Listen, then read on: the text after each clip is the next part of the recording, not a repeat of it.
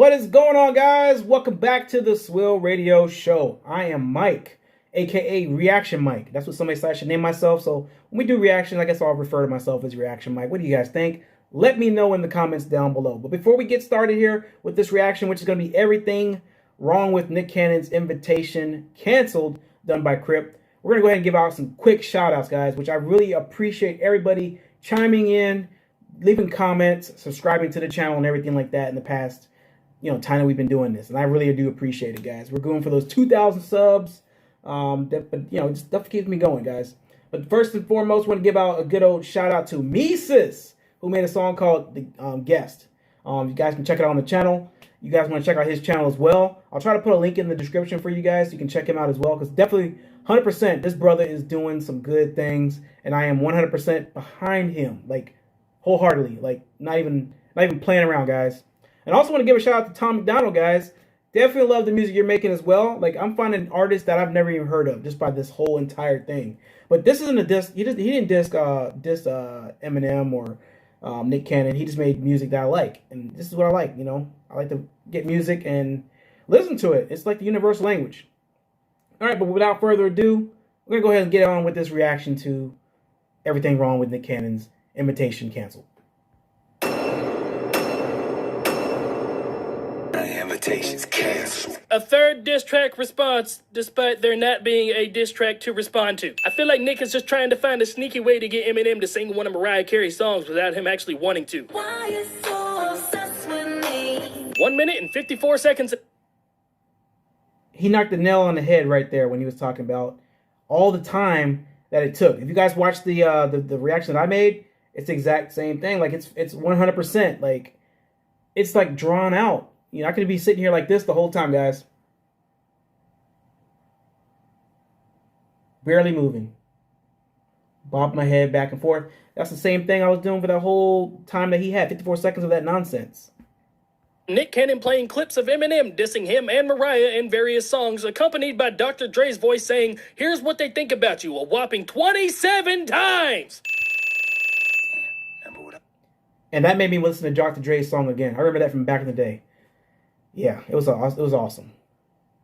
Ice Cube said, "Oh yeah, it ain't over, motherfucker." Nick copies the intro to Ice Cube's No Vaseline, hoping that if he uses the same formula, his diss will have the same impact. But he's wrong. Very, very wrong. Nick changes the pitch of Eminem's voice to avoid copyright issues, yet he Now, I'm trying to avoid copyright issues too, Nick. What's up, bro? You got a lot of money. I don't. So why are you worried about making copyright issues, man? It makes no sense. Copyright claimed my video on his song when I did the exact same thing to avoid copyright issues. So 5 cents, fuck you. Nick has officially run out of ideas to diss Eminem on, so he pulls the race card and tries way too hard at it. Black power fists in the background? Check. Sporting a sweatshirt of a historically all-black college? Check. Theoretical book about how white people are naturally supremacists and subconsciously hate black people due to their genetically inferior DNA? Check. I understand race is an easy approach to take in a diss battle when it's two different races, but Eminem, of all people, has it.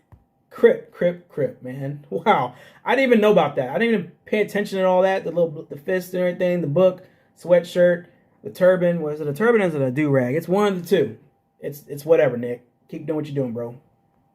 He's seen his entourage. Dr. Dre, 50 Cent, Royce the 5'9", Crooked Eye, Jay-Z, Proof, all of D12. I'm pretty sure Em is more respected in the black community than Nick Cannon ever will. Nick then smirkingly flashes this page from the ISIS papers. The book itself is a very pro-black movement that equates white skin as an albino deformity of black skin, but on this page specifically, it shows symbols of male genitalia and a gun, and in this book, the author talks about how white people subconsciously use guns as symbols to make up for their smaller penises in comparison to black penises. It's a cool idea.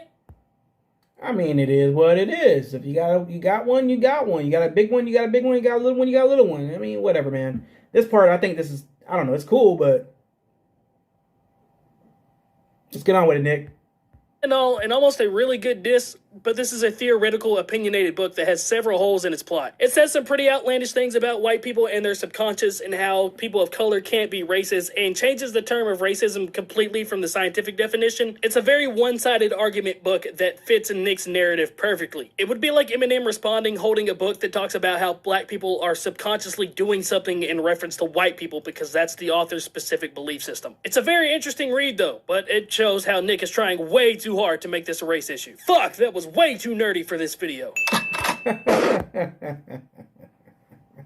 He talks so well. I love Crip, guys. Like, he really talks fast. He talks well. He gets the point across, and I really understand everything he's saying, which is great.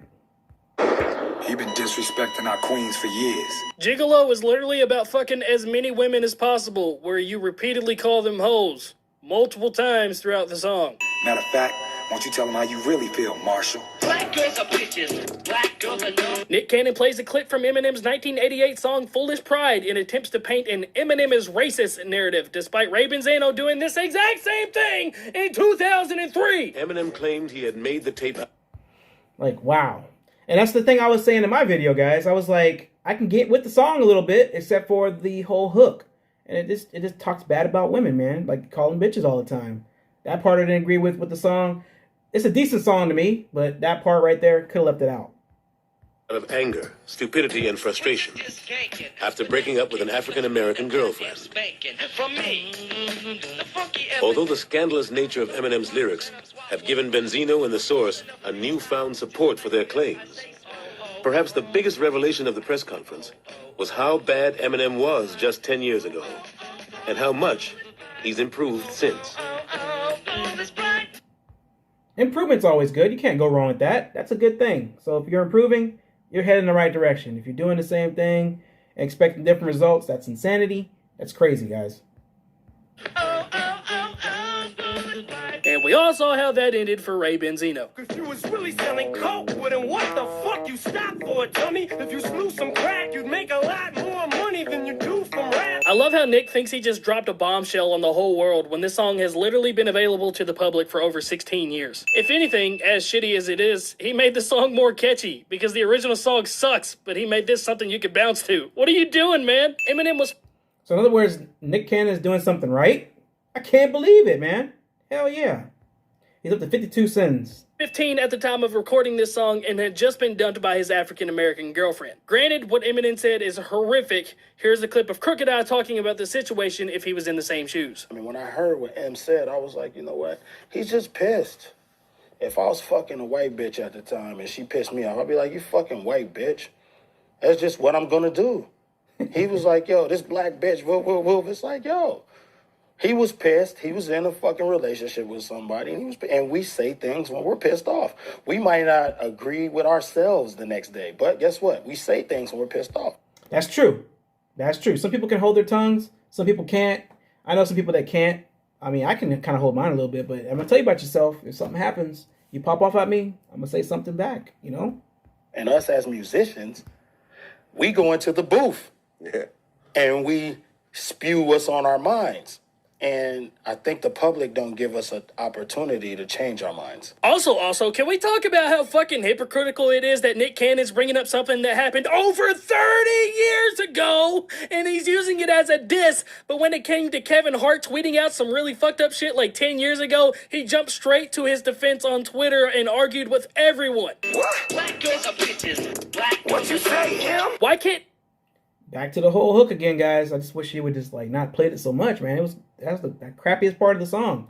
Like I said, it was decent, but that part of the hook was just straight crap. Nick Cannon's rap voice sound like his ad-libs right here. They're clear, they have bass to them, but when he starts to rap, it sounds like he's whispering again. What the fuck? We let you be a guest in this house, but now you cancel, SWILL. Hey, more race baiting and Nick Cannon using somebody else's insults to insult Eminem. Get used to that. In all seriousness, Nick clearly knew this comment would get under Eminem's skin only because of the Lord Jamar interviews. Also, Nick claims Eminem is merely a guest in the house of hip-hop, whilst Nick himself isn't even a neighbor on the same block. Goes right back to that song with Mises, Guess. Guys, gotta check it out. If you haven't, what are you waiting on? Also, Nick Cannon goes back to his normal ways of not rhyming a fucking thing. I had to put my motherfucking turban on. Outside your motherfucking turban on. What happened in the last 10 years or so that made Nick Cannon think this was the way to rap? Like, the whisper rap was the way to go. Because if you look back and listen to, like, Gigolo and Dime Piece and some of his earlier songs, he raps normally. Protesting with AKs and guns. Our queens don't need your racism. For the life of me, I could not figure out what he was saying until I looked up the lyrics and realized he rhymed guns with racism. But he said racism to make it rhyme. And it's just, man, I wish Nick Cannon would stop fucking trying. He's not trying, Crip. He's not trying. That's the whole point, bro. He's not trying. He's trying to put some stuff out. He's trying to get some views, trying to get some extra money. I mean, he's not broke, but he's just trying to get some extra clout. I don't know what it is, man. Nick, you don't have to clout chase, bro. You're already there.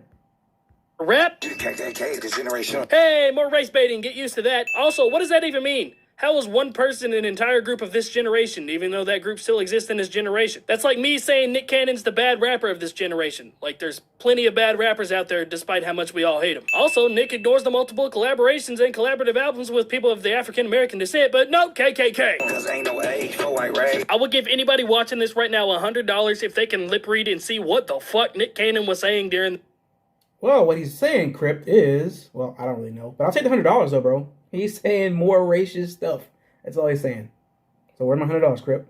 this scene. Cause ain't no age for white race. I don't give a fuck if his ass was young. Can't let that slide, that's on my son. Yeah, God forbid Nick Cannon said some fucked up shit when he was younger. I once thought Nick Cannon was one of the greatest actors of all time because of Drumline, and then I got older and realized that I was fucking stupid. He's a rap star, run nigga run, standing my ground, above Islam. According to the Gospel Coalition for the Nation of Islam, a member of the Fruit of Islam is supposed to be respectful to all, regardless of color. Read the ISIS paper, you racist, I see why you hate us.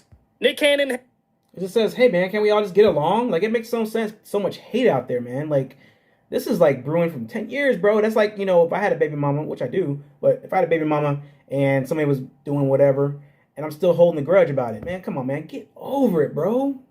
Has literally brainwashed himself with this theoretical, opinionated book. Nick tells Eminem to read this book to see that he's racist, but this book's main point is that white people are subconsciously racist due to white supremacy. Therefore, he's always gonna be racist. Despite his actual racist comments, he's still gonna be racist no matter what. Goddamn right, yeah, I'm on one. Nick has spent a decent amount of bars referencing his Islamic faith, but then proceeds to casually drop God, which is an impermissible phrase in the Islamic faith and one of the worst things you can physically say in the religion. Christopher Columbus, hip-hop wish you discovered. Nick does his best Yoda impression and says a sentence completely ass backwards. Hip-hop wish you discovered. Just for Rosa and Coretta, Asada and Loretta. What is going on here? Like, what is the point of this? Nick has become so enthralled with this race issue There's no point, Crip. There's no point, brother.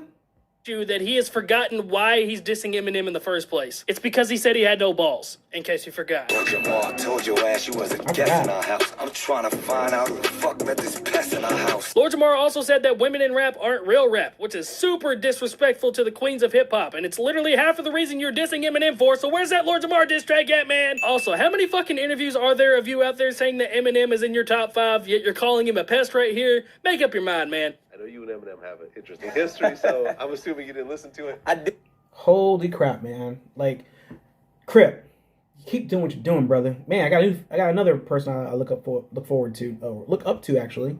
Thanks, Crip. Yeah, I haven't heard it. Right. But I still, Eminem's in my top 5. My number 1, Pop, hands down.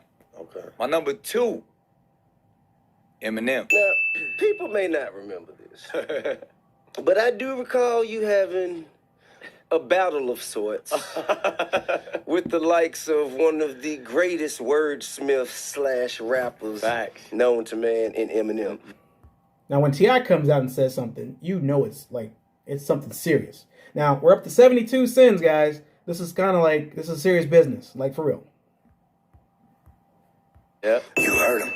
This is how you feel about us. We just gonna keep letting that ride? Well, everybody else heard it 16 years ago, and you've been letting it ride since, so I don't see why you wouldn't let it go on a little bit more. Also, need I remind you, it was 30 years ago! Also, in the song, Eminem said black girls are bitches and black girls are dumb, and then Nick says, you heard what he says about us. So, is Nick admitting to being a girl right now? Read the ISIS paper, you racist, I see why you hate us. Black girls are bitches. Black girls are dumb. This is the second pre-chorus. So, I mean, yeah. I'm just kind of wondering if there's going to be any more to this. That's all I want to know, guys. I don't know. Is there any more? Or is this it? In the third chorus, and Nick says more words in the pre-chorus than he does in his actual verses, and Eminem says more words than Nick Cannon altogether. Oh yeah, the hop and bob and all them other house Negroes that keep defending this motherfucker. Holla at me. I got some books you should read. Nick says anybody supporting Eminem because he's white is now considered an Uncle Tom. And I know a lot of people who are... Well, I support Eminem. You got some books for me, Nick? I'm not an Uncle Tom or anything like that. I'm not a house Negro either. You know, I might be a little light-skinned, but whatever. That's besides the point, man. Show me some books, Nick. Like, for real. I know you're watching this. Like, for real. Hook me up, bro. If you look in the description, my email is there. Hit me up, please. Anyone that wants to get in contact with me, hit me up with the email there. Not going to be happy about this one. Oh, and Marshall, I tried to give you an invitation. Invitations canceled. In Eminem's defense, you didn't give him an actual date to come on the show, and you can't RSVP to something that doesn't have an actual date. Also, this reminds me of this clip from South Park. Screw you guys. I'm going home. That's true. 80s, man. I wrote you, but you still ain't calling. I left my cell, my pager, and my home phone at the bottom. Thank you guys so much for stopping by this video. Hopefully you guys... That is awesome. I definitely appreciate everything Crip did here. Yeah. Hit him up, man. He got his little Twitter out there. He's got his little Instagram out there. It's what's up, guys. But hey, that's another reaction done by SWILL Radio. Hope you guys enjoyed. We'll see you next time. Peace. Like and subscribe. Make sure you hit the bell notification, guys. And we'll always keep you guys up to date on the latest trends. Check out our Facebook and our Twitter. The links are in the description below. Thanks for listening. Peace.